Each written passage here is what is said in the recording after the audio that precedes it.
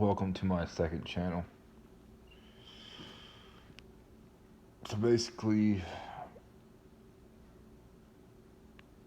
the fall of the Roman Empire led to the complete enslavement of European peoples, Celtic peoples, Germanic peoples, Nordic peoples, Mediterranean peoples. All European peoples became enslaved by these Oriental, Canaanite, Phoenician despots who were the remnant of the Phoenicians from Lebanon, where their base, known as Tyre, was at. These Tyrians, Lebanese people, Lebanese nobility, came to Italy. Well, a lot of them. Well, there are actually a lot of these Phoenicians they were already in Sicily. So that's where the Italian mafia comes from. They come from the Canaanite, Sicilian families. So the Phoenicians, the Canaanites, were already in Italy. So they already had some stake in Italy. But then I think some of them migrated to Italy later on, and they came to Venice. So Italy is pretty much, the gateway for the serpent seed, whereby they took over Europe. Italy and Spain, really, the gateways, the two pillars of Europe, pretty much. The pillars of Hercules would be Spain and Italy.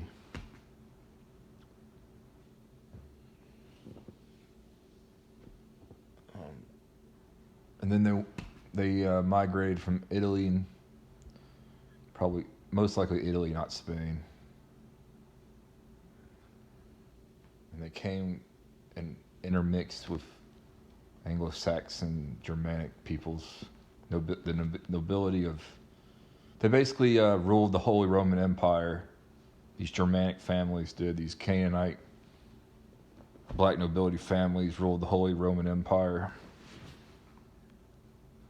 after the Roman Empire fell. See, I don't think the Holy Roman Empire had anything to do with the real Roman Empire. I just think it was a completely separate thing that was run by these Germans, pretty much. These Phoenician, Canaanite, Germanic families. And then they pretty much they worked with the Catholic Church, and they kind of worked with the Catholic Church. They founded the Knights Templars, these Phoenician Canaanites, Germanic, high bastardized, mixed, peoples. Founded the Knights Templars in Europe. And the Knights Templars founded Switzerland. And that's where a lot of these bankers have their banks at today. And then the Knights Templars built their own churches and tried to control, Christianity. Basically, the Masons, Templars infiltrated the. I'm pretty sure Martin Luther was a Freemason, and basically the Masons infiltrated Christianity through Protestantism.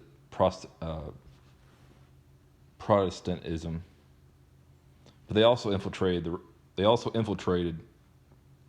Illuminati infiltrated the Roman Catholic Church too, through the Jesuits. The Masons founded the Jesuits. So they infiltrated the Roman Catholic Church, and they infiltrated Protestantism.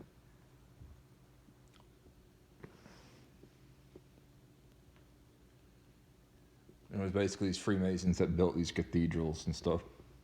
Just as it was the Freemasons that built the Temple of Solomon. They were the builders of the temples.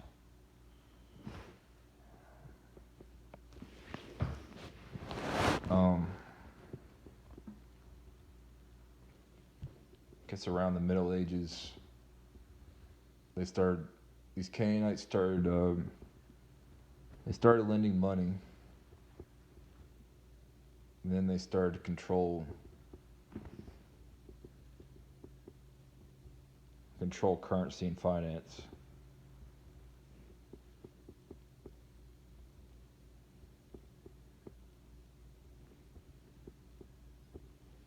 The Germanic eagle, or the Prussian flag, is not really an eagle. I mean, it's an eagle, but it's really not an eagle. It really is a phoenix, and it really represents the Phoenician Empire, which reestablished itself in Europe under these banking families, these nobility families. So that's why you see the eagle on all these flags and stuff. You got the two-headed eagle. So that's really the phoenix. I guess it's the two-headed phoenix.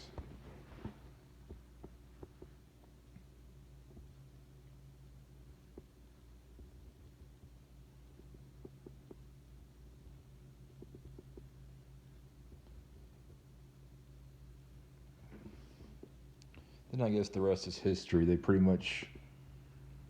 took over the nobility of Europe and became kings and queens, inbred with each other, founded banks, colonized Africa, enslaved Africans, enslaved Europeans, founded the British Empire, global banking empire, global seafaring empire. So the British Empire is basically the Venetian seafaring empire 2.0. I wager that they got a lot of their trade maps and trade routes, a lot of their knowledge from navigation for the British Empire came from their predecessors, the Phoenicians. A long time ago, I wager that the Phoenicians came to Britain and Ireland, and they mixed with some of the Celts. They also mixed with some of the Gauls, I think, and some of the Spanish on basically the western coast of Europe. I think they mixed with some of the peoples there. But I think a lot of their knowledge about navigation from the age of exploration, these navigators, sailors got their knowledge from the Phoenician Freemasons, and the Freemasons pretty much had the knowledge of traveling the world, sailing around the world, because the Phoenicians were sailors. And the Phoenicians already pretty much had a global trading empire, which was the predecessor to the British Empire. The Phoenicians founded the Bank of England, pretty much controlled that entire country through the Bank of England. They also founded something called the East India Trading Company, and it was the greed of the East India Trading Company that fueled pretty much the British colonialism. They wanted to colonize India for its spices, because the Phoenicians already had knowledge of the Indians a long time ago when they came and traded with the Indians and got spices from them, and also spread their Freemasonic Canaanite religion to the Indians. See, I'm really connecting the dots on the Phoenicians. They really are the key to history. Like I said, I believe that I have some Phoenician genetics due to this Celtic Phoenician intermixing.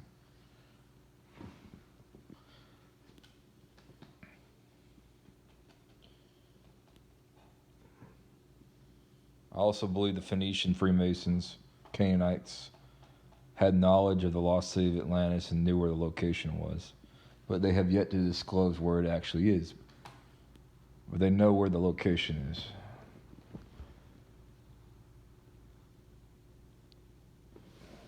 Like I said, I believe they went to America, and the Egyptians and the Phoenicians were heavily involved with each other.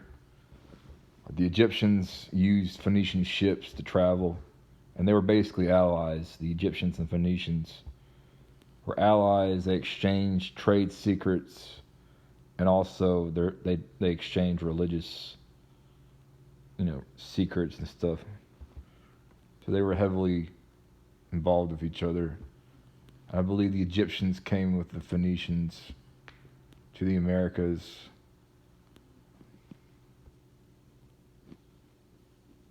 And I think the Mayans could be related to the Egyptians. Because how else would they know how to build pyramids in the Americas? Someone must have taught them. Or they could have been colonists that built the pyramids. These Mayans and Aztecs could have been colonists from the Phoenicians and Egyptians that came to the Americas. Who knows?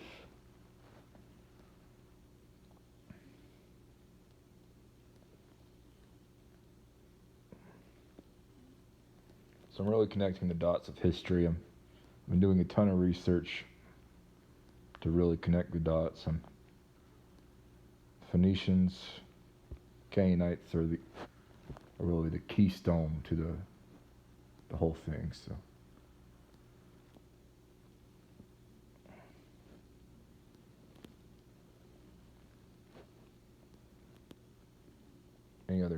Try to figure out any other things I've discovered. Yeah, I believe also the Phoenicians could have intermixed with some of the Nordic peoples and Vikings at one point too. Or they could have taught the Vikings how to sail, taught them how to make boats and stuff. Who knows? None of this stuff is in your history books. If it is, it's really hard to find. That's why you have to kind of guess. You have to kind of theorize about things. And then you have to kind of try to seek out information that fits your theories.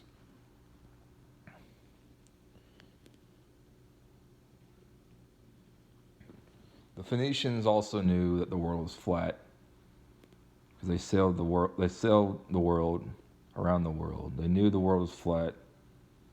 They already knew about Antarctica.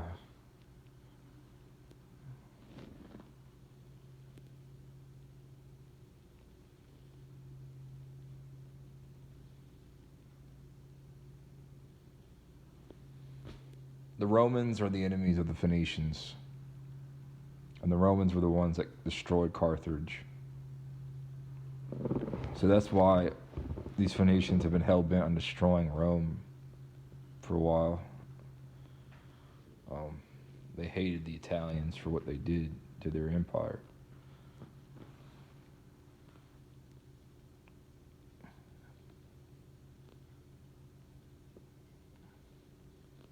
Like I said, if the real Rome had not fell, I don't believe these Phoenicians would have been allowed by the Romans to take over Europe and to take over the world. The Romans pretty much were a wall for them, or a wall for the world. I mean, they protected Europe from the Phoenicians. So I think the Romans were still in control. I think we'd have